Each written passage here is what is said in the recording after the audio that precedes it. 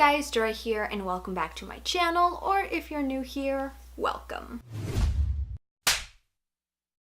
Today I will be doing my Magical Readathon TBR. If you don't know what the Magical Readathon is, we are at Hogwarts and we're taking our owls. So without further ado, let's just get started. There are 12 challenges for this readathon and I've chosen a book for each one. No, that does not mean I'm going to read all 12 books. The reason why I chose a book for each prompt is because I suck at being constricted with just 3 to 4 books a month, and every time I feel like I need to read those 4 books, I end up in a slump and I don't want to read. So I thought maybe if I choose a book for each prompt and I have 12 choices this month, maybe I won't feel so constricted. Out of the 12 challenges, I'm really planning on reading 5 max. The first challenge is Ancient Runes, and this is to read a retelling. And the book I chose for this one is Cinder by Marissa Mayer. I have already read this book. I really want to continue and finish the series this year, so I want to start at the beginning. That way I am not lost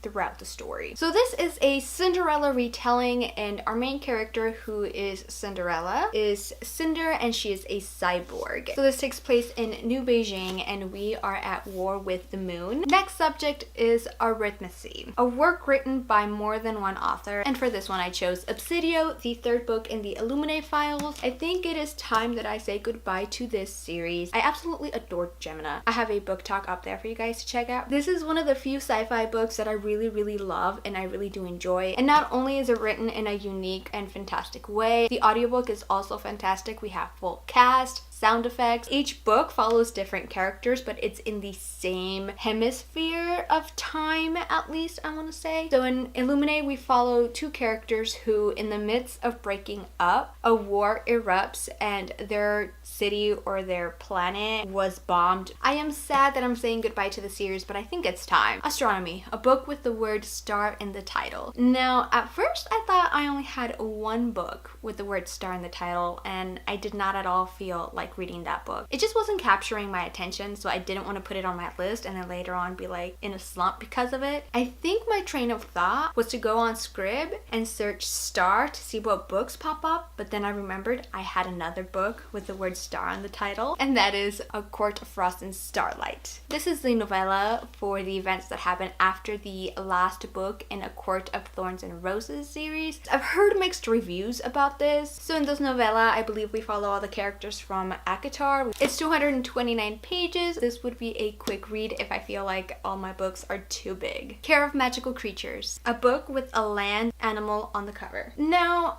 I'm tweaking this a little bit because it is saying land animal on the cover. What it didn't say is there had to be a picture of a land animal on the cover. See my train of thought there? So the only land animal book that I saw I had was one that had the word of the land animal but not the picture, and that is The Gilded Wolves by Roshani Chakashi. It looks like this is historical fiction because it's saying it's 1889. I want to say it takes place in France. It has to do with engineers at a time where we're at the cusp of industry and power. You guys know me, I love going into my books not knowing that much on them, but if I do read it for this readathon, I think I'll be able to tell you guys a little bit more on the subject. The prompt for charms is to read an adult work, and for this one I chose Vicious by V.E. Schwab. I know V.E. Schwab loves to write about anti-heroes. What I love about Victoria's writing in that type of story is that we follow characters that are actually more realistic, even if it's in a fantasy world. I can't wait to read this book. I've read wonderful things about it. I think we follow 2 male characters who started out as college roommates, brilliant, arrogant, lonely boys who recognized the same sharpness and ambition in each other. Defense Against the Dark Arts, Reducto. Read a book where the title starts with an R.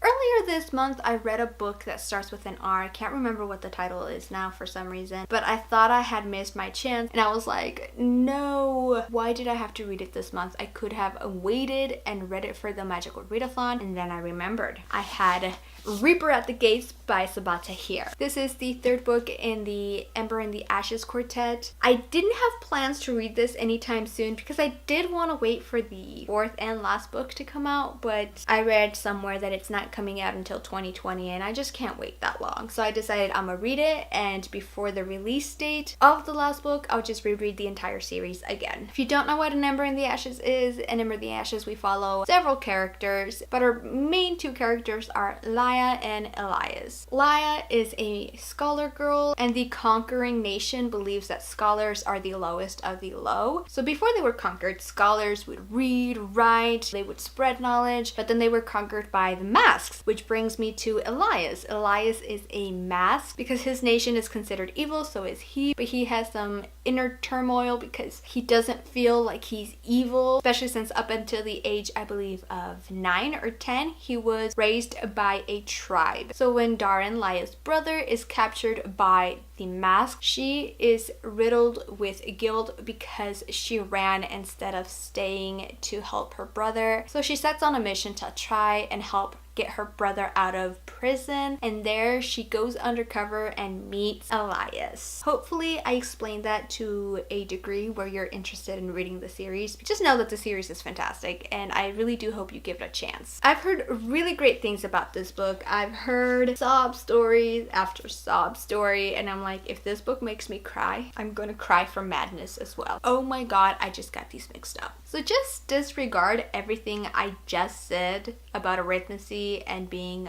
Obsidio. It is not. Obsidio I actually have for divination, which is set in the future since sci-fi is mostly futuristic world. So the book I actually chose for arithmancy is What If It's Us by Becky Albertelli and Adam Silvera. This is the ARC because I did get the ARC at work. I haven't bought a new copy mostly because I don't know what much of a difference that is, and I already have this, and if I ended up loving it, I'll probably buy a finished copy, but if not, I'm just gonna stick with this one. So here we follow two characters in New York, I believe. Arthur and Ben are different boys who can't decide if the universe is pushing them together or pulling them apart. So I feel like this is gonna be a cute romantic book. Lately I've been in a fiction contemporary romance kick. Now for divination we have Obsidio by Amy Coffin and Jay Kristoff. So you really don't need me to explain what this is because I already said it back when I thought this was arithmancy. Herbology, a book with a plant on the cover, and for this one I chose Three Dark Crowns by Kendara Blake. It may be hard to see, but the first crown has flowers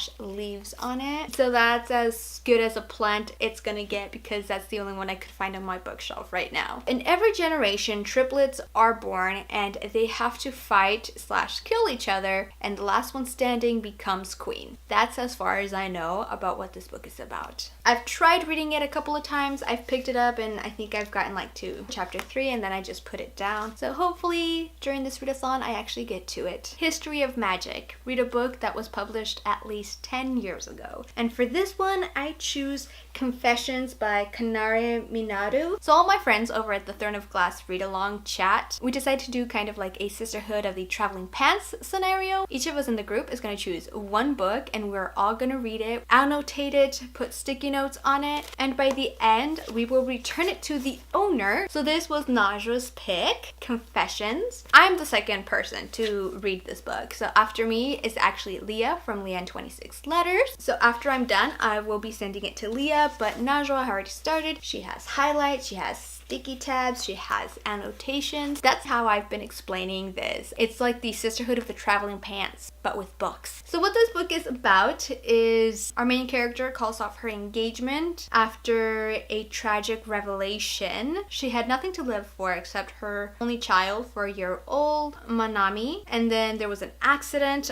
on the school grounds where she teaches, and there are secrets in that school. So it sounds really interesting, and the cover makes it seem like it's gonna be one of those storytellings where the teacher's telling the story and then at the end she'll be like, "You are the murderer." That sounds kind of cool. I'm actually excited for that. Muggle Studies, a contemporary book. The book I chose was Nightingale by Kristen Hanna. I've been trying to get through this book for years. I have started it a couple times. Looks like I stopped at chapter 4. I have my my bookmark there. We follow two sisters and the relationship during the war in France. I've actually talked to a lot of my coworkers and some customers who love historical fiction in the World War II era, and they have said that The Nightingale is one of their favorites. Potions. Next ingredient. Read a sequel. And this one is a highly anticipated read, and that's The Mermaid's Voice returns in this one by Amanda Lovelace. This is the final book in her Women Are Some Kind of Magic series. I absolutely adore and loved The Witch Doesn't Burn in this one, and I actually bought a signed copy during Black Friday at Barnes & Noble. I just love Amanda's poetry. She's fantastic. I have no words. I'm really happy to read the final book, but I'm sad. And the last subject is Transfiguration. Braid edges or red cover. And this one is actually kind of be considered both, and that is A Crown of Feathers by Nikki Pau Prieto, and it has purple sprayed edges, and it, like I said, it has this red, orange,